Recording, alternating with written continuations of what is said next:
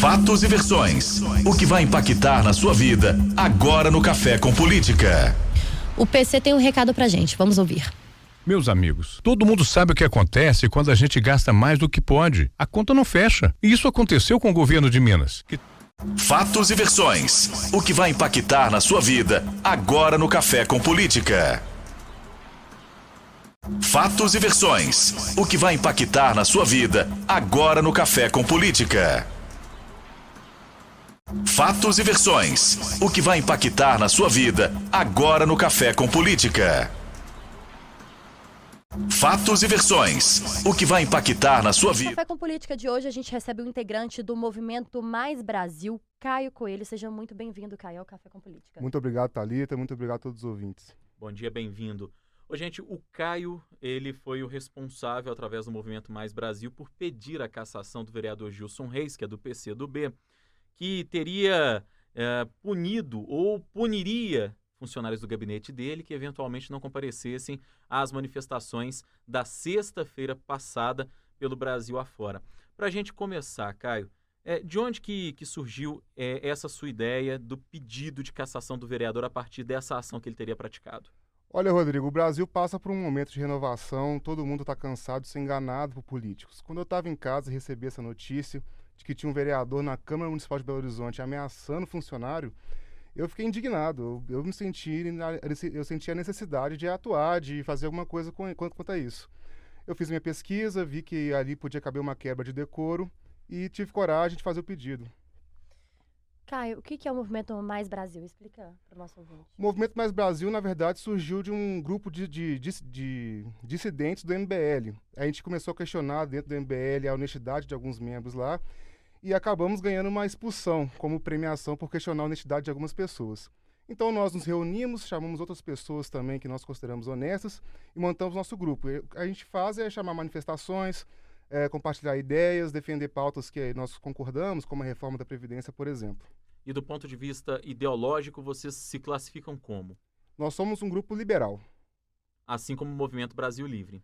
Assim como o Movimento Brasil Livre, porém um pouco mais honesto. Pois no que vocês se diferenciam? Para além dessa questão, por exemplo, da honestidade, que é uma questão, digamos, mais subjetiva, mas do ponto de vista mais objetivo, qual é a diferença do Movimento Mais Brasil para o Movimento Brasil Livre? Muita gente classifica ou acusa o Movimento Brasil Livre, por exemplo, de ser radical em alguns posicionamentos. Existe alguma diferenciação nesse sentido? Eu não diria que eu não chamaria o Movimento Brasil Livre de radical. Mas o que nós não temos no nosso movimento é o sensacionalismo que o Movimento Brasil Livre faz e não temos uma proximidade com o poder político tão grande. Nosso interesse é muito mais divulgar a pauta, divulgar uma pauta pró-liberdade, do que disputar cargo, do que fazer politicagem.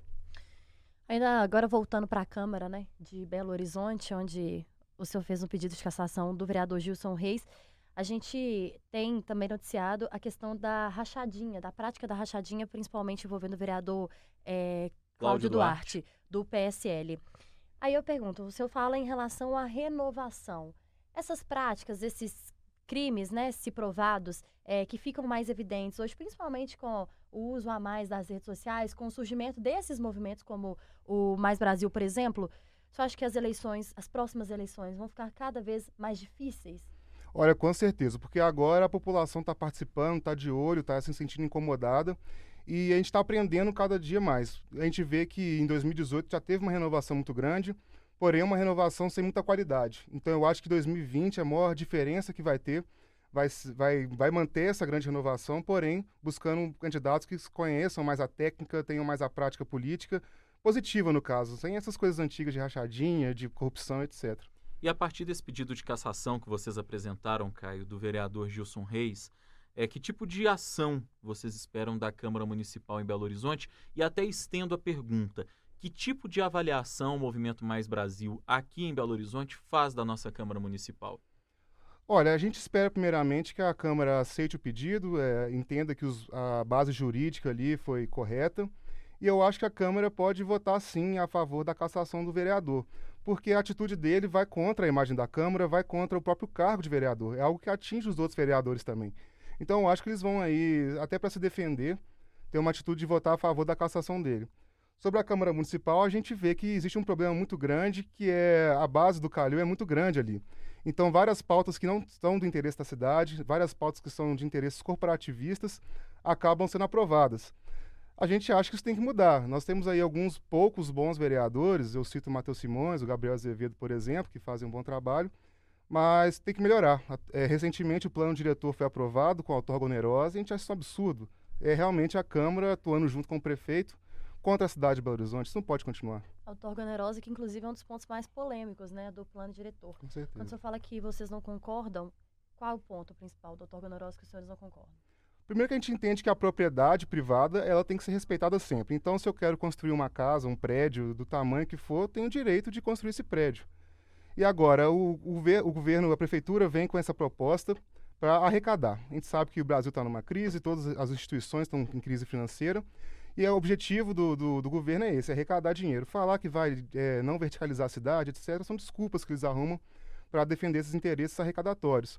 A gente entende que a prefeitura não precisa aumentar imposto, não precisa tirar do cidadão para arrecadar. Se quer arrecadar mais, vamos desburocratizar, vamos ajudar o comerciante, vamos gerar emprego na cidade, vamos atrair investimento, não precisa cobrar do cidadão diretamente assim. Voltando a falar, Caio, a respeito da questão das manifestações, e que isso gerou inclusive esse pedido de cassação por parte de vocês do vereador Gilson Reis, fica muito claro para nós que existe uma diferença do ponto de vista de concepção das manifestações dos movimentos mais ligados à esquerda e dos movimentos mais ligados à direita e ao movimento liberal também.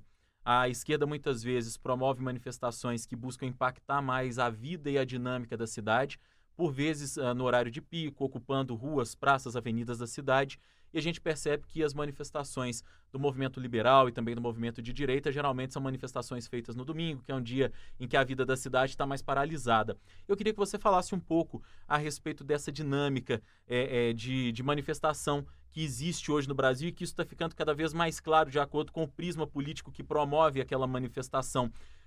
O que vocês veem de diferente e por que a ação de vocês busca ser diferenciada nesse sentido da dinâmica da cidade quando vão para as ruas promover as manifestações? Olha, primeiro a gente tem que dizer que toda manifestação é legítima. Eu não gosto de discursos que falam que se a manifestação defende pauta X ou Y, ela não deveria acontecer. Não, manifestar é legítimo. A diferença que acontece é o seguinte, a esquerda está num momento muito ruim perante a população, e não tem gente para botar na rua, não tem apelo popular. Então o que eles têm que fazer é ir para a rua e parar o trânsito, queimar pneu, porque aí chega repórter, chega televisão, o pessoal se incomoda e acaba conhecendo a pauta deles. Então o que eles fazem na manifestação deles é o mesmo trabalho que eles fazem quando eles estão no governo, é atrapalhar a vida dos outros para chamar atenção. A diferença que a gente vê na nossa manifestação, da direita ou liberal, é que nós temos pautas propositivas. A gente quer ir para a rua falar, pessoal, a gente tem que aprovar tal medida porque isso vai trazer mais liberdade, vai trazer mais dinheiro para a cidade, mais dinheiro para o seu bolso. Não tem que ficar sendo contra alguma coisa que não vai pelo interesse da população, não precisa atrapalhar a vida de ninguém. A gente vê também uma diferença muito grande na relação que a gente tem com a polícia militar.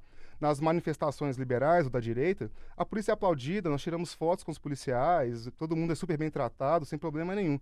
Nas manifestações da esquerda, quase sempre acontece alguma coisa, quase sempre tem alguma confusão. Na última, que aconteceu sexta-feira, que o Gilson Reis apoiou, inclusive, uma mulher morreu porque respirou tanto o ar de pneu queimado que não sobreviveu. Isso realmente é ridículo, gente, desculpa. Nós pedimos para que o senhor fizesse uma avaliação da Prefeitura de Belo Horizonte enquanto o Movimento Mais Brasil. E enquanto o governo de Minas, qual a avaliação que o movimento faz? Olha, eu apoio o governador Romeu Zema, eu acho que ele tem feito um bom trabalho. Eu entendo que é muito difícil para ele governar, porque a Assembleia tem muitos deputados ali que têm interesses diferentes do que o do povo mineiro. Então, eles querem defender pautas corporativistas, querem defender velhos privilégios. E aí, essa relação do governador com a Assembleia fica difícil. Acho que o governador, faço aqui uma crítica construtiva, poderia sim ser um pouco mais solícito com a Assembleia, poderia escutar um pouco mais, mas eu entendo que no termo das ideias, a maneira dele agir está correta, eu defendo, acho que fazendo um bom governo. Mas nesse sentido, eu pergunto, o governador vai conseguir fazer tantas mudanças quanto ele prometeu durante a campanha? Tem muita gente acusando o governador Zema de ter feito promessas fáceis, de ter vendido soluções simplistas para problemas que são muito mais complexos quando se vai entendê-los a fundo. Você acha que é possível vencer isso? Eu acho que a gente tem que ser bem sincero, eu não gosto de demagogia. O Romeu Zema, na verdade, ele fez uma candidatura propositiva para divulgar o partido. A eleição dele foi uma surpresa até mesmo para ele, eu acredito. Ele, inclusive, desculpa te interromper, Claro. mas ele esteve com a gente no Café com Política no último dia 13 e ele afirmou que a candidatura dele é uma candidatura nova, né? Que o mandato dele é um mandato novo e que ele realmente não sabia o que ele encontraria. Perfeito, o Romeu Zema foi um cara sincero, parabéns para ele, é realmente isso. É uma candidatura que não esperava ser eleita, acabou sendo, e acho bom que foi eleita.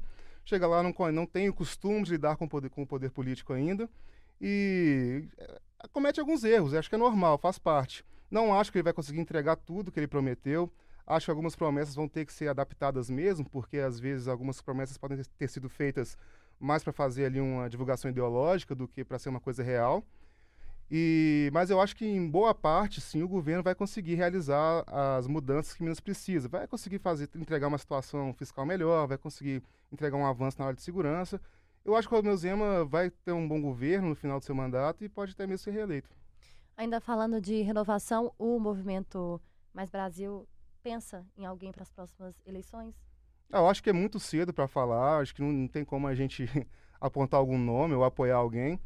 Sei que é o seguinte, se a gente conseguir crescer, chamar mais pessoas, as pessoas defenderem a nossa proposta, a gente tem muita proposta de levar cidadania, levar conhecimento para bairros mais afastados, às vezes periféricos, ou para pessoas comuns mesmo, que não estão acostumados a participar do debate político. Se a gente conseguir ter um crescimento, aceitação, eu não vejo problema nenhum em indicar alguém. A gente perguntou a respeito da avaliação sobre o governo Zema até aqui. Faço a mesma pergunta em relação ao governo Bolsonaro, que enfrenta até alguns entraves parecidos com o governador Zema em nível de país. Que tipo de avaliação que dá para fazer até aqui? Olha, eu acho que o governo Bolsonaro ele tem um diferencial que é, pela primeira vez em muito tempo no Brasil, a gente tem um governo que está direcionado, em boa parte, não tudo, é claro, mas está direcionado para as ideias corretas.